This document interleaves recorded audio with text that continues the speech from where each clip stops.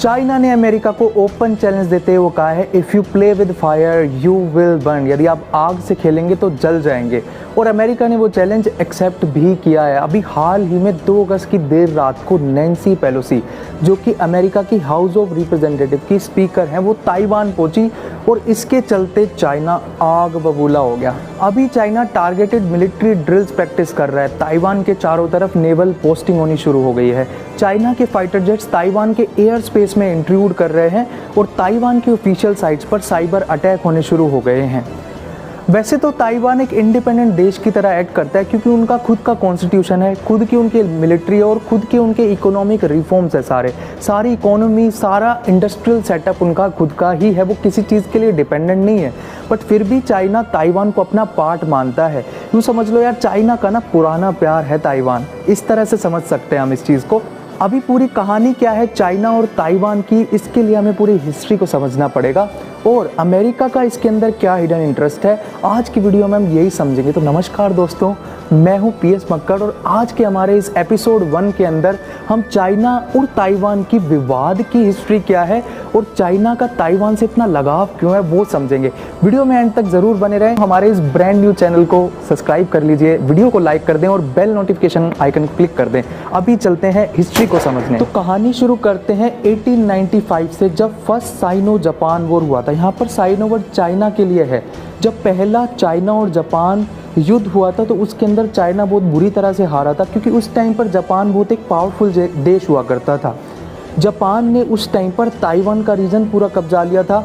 साथ में उन्होंने कोरियन पेनिनसुला का रीजन, जो कि आज नॉर्थ कोरिया और साउथ कोरिया के रूप में जाना जाता है, वो भी कब्जा कर लिया था। और चाइना का कोस्टल रीजन जो होता है वो पूरा का पूरा कब्जा लिया था।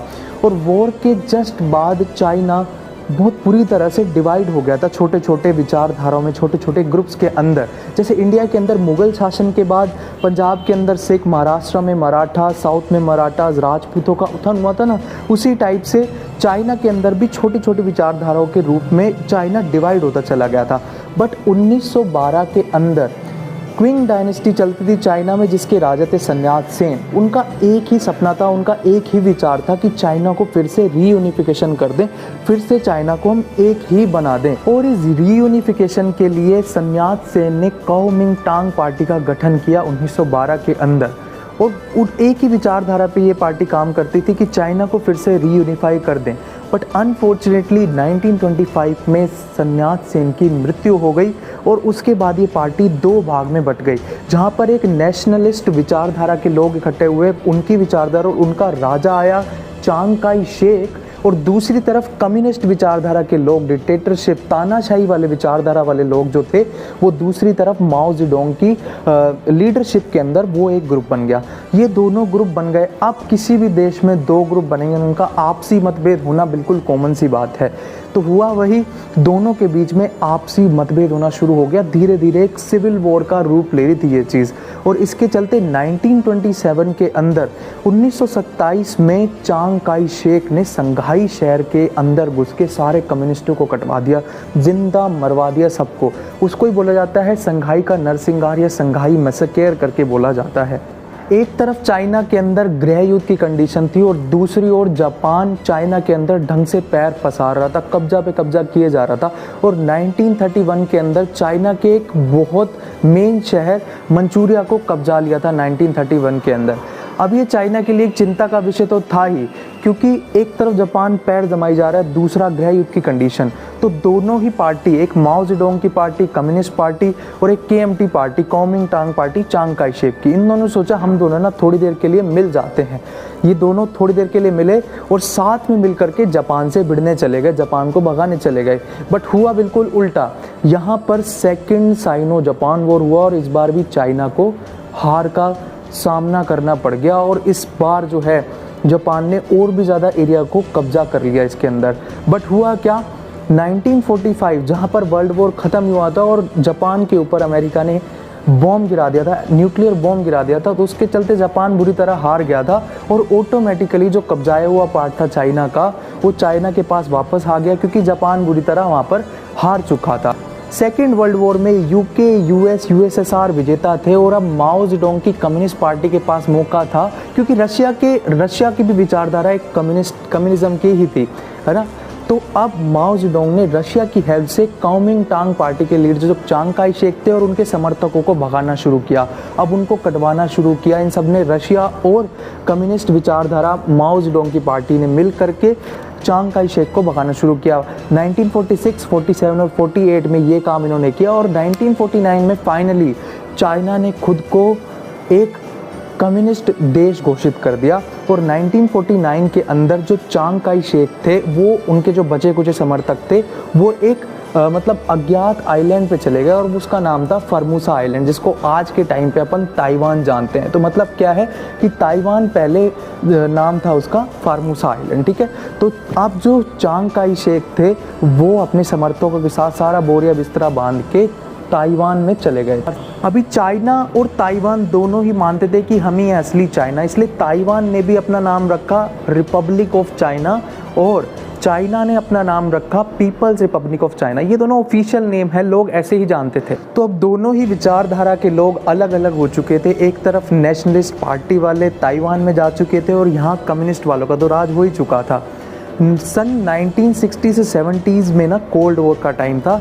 एक तरफ था सोवियत यूनियन, दूसरी तरफ था यूएसए। सोवियत यूनियन कम्युनिस्ट और ये यूएसए वाले कैपिटलिस्ट। और यूनाइटेड नेशन ऑर्गेनाइजेशन का जो जितनी भी वेस्टर्न कंट्रीज थी ना, उनका इन्फ्लुएंस था यूनाइटेड नेशन ऑर्गेनाइजेशन पर, यूएन का। तो अब क्या है कि कम्युनिस्ट से तो चिढ़ते हैं ये लोग, यूएस वाले कम्युनिस्टों से तो चिढ़ते हैं भाई साहब, कटते हैं कम्युनिस्टों से, तो उनका तो सपोर्ट पे नहीं जाने वाले हैं। इसलिए जो ताइवान था ना, ताइवान उसी को मान्यता मिली हुई थी रियल चाइना की। अंदर की बात तो यही है कि 1970 से पहले जो ताइवान है उसी को रियल चाइना की मान्यता दी गई थी। मतलब पूरा जो वर्ल्ड था वो ताइवान को ही रियल चाइना मानता था, मेनलैंड चाइना को चाइना नहीं मानता था। बट 1971 में यूएन ने अपना डिसीजन को स्विच कर दिया, बिल्कुल एकदम हेरा फेरी उल्टा कर दिया। बिल्कुल क्यों? क्योंकि पूरे वर्ल्ड का प्रेशर आ रहा था। उनको लगा यार ताइवान एक छोटा सा देश है, इतना छोटा सा देश पूरे मेनलैंड चाइना को कैसे कंट्रोल कर सकता है। तो यूएन को अपना डिसीजन सबके प्रेशर में आके चेंज करना पड़ गया और जो मेनलैंड चाइना था उसको रियल चाइना की मान्यता मिल गई। और उसी टाइम पे वन चाइना पॉलिसी आई। वन चाइना पॉलिसी में बोला जाता है कि चाइना ये क्लेम करता है कि ताइवान उन्हीं का ही पार्ट है, कोई अलग से देश नहीं है ताइवान। 15 देशों को छोड़कर हर देश ने ये पॉलिसी पे साइन किया गया। इंडिया ने भी, मोदी जी भी गए थे भाई साहब साइन करने के लिए, ठीक है। अभी ईयर 1976 के अंदर माओ जेडोंग की मृत्यु हो गई थी और अब नए कम्युनिस्ट शासक आए, डेंग जाओपिंग। बट वो उतने कट्टर नहीं थे जितने माओ जेडोंग थे। वो देश की ग्रोथ में बहुत ज़्यादा काम कर रहे थे, इकोनॉमिक रिफॉर्म्स लेकर के आए अपनी कंट्री के अंदर। और अमेरिका को भी लगा कि अब धीरे धीरे ना यहाँ पर कम्युनिज्म ख़त्म होने लगेगा, इसलिए अमेरिका ने 1979 के अंदर डिप्लोमेटिक टाइज कर लिए चाइना के साथ। और सबसे बड़ी बात तो ये है कि साल 1989 के अंदर चाइना बिल्कुल चरम सीमा पे था कि जब वहाँ डेमोक्रेसी आने वाली हो, बिल्कुल आने ही वाला था, डेमोक्रेसी करने ही वाला था, लोग सड़कों पर उतर आए थे। बट चाइनीज़ की कम्युनिस्ट कट्टर सरकार ने ओपन फायरिंग करवा दी थी और ओपन फायरिंग के चलते डेमोक्रेसी तब भी नहीं आ पाई। पर दूसरी ओर ताइवान के अंदर डेमोक्रेसी और भी ज़्यादा स्ट्रॉन्ग पे स्ट्रॉन्ग होती चली गई। और चांग काई शेक के मरने के बाद ली टैंग हुई, जो कि वहाँ के फादर ऑफ डेमोक्रेसी भी बोले जाते हैं, ताइवान के फादर ऑफ डेमोक्रेसी बोले जाते हैं, उन्होंने डेमोक्रेसी को और ज़्यादा एनहांस किया। और आज डेमोक्रेसी के मामले में ताइवान एशिया की 3rd नंबर पर है। ताइवान में फुल ऑन डेमोक्रेसी है, इंडिया से भी ज़्यादा अच्छी डेमोक्रेसी ताइवान की मानी जाती है। वक्त के साथ साथ चाइना भी फुल ऑन ग्रो करता चला गया। आज 20 लाख की आर्मी है भाई साहब चाइना के पास, एडवांस टेक्नोलॉजी चाइना के पास है। बट ताइवान भी कोई पीछे नहीं है। सेमीकंडक्टर के मामले में आज करंट टाइम में 65% सेमीकंडक्टर पूरे वर्ल्ड में ताइवान में बनते हैं। वहाँ की TSMC कंपनी है, वहाँ पर एप्पल, गूगल, इंटेल सारी कंपनियां अपनी चिप्स के अंदर जो सेमीकंडक्टर लगता है उसकी R&D TSMC कंपनी से करवाती है। तो दोनों ही देश अपनी अपनी इकोनॉमी में भी बहुत अच्छे से ग्रो करे। आज ताइवान अपनी फुल ऑन इंडिपेंडेंस चाहता है। अभी दोनों देश चाहते क्या है? चाइना ये चाहता है कि या तो शांति से ताइवान हमारे साथ आ जाए, रीयूनिफिकेशन हो जाए, नहीं तो वो ज़बरदस्ती हड़पाएगा।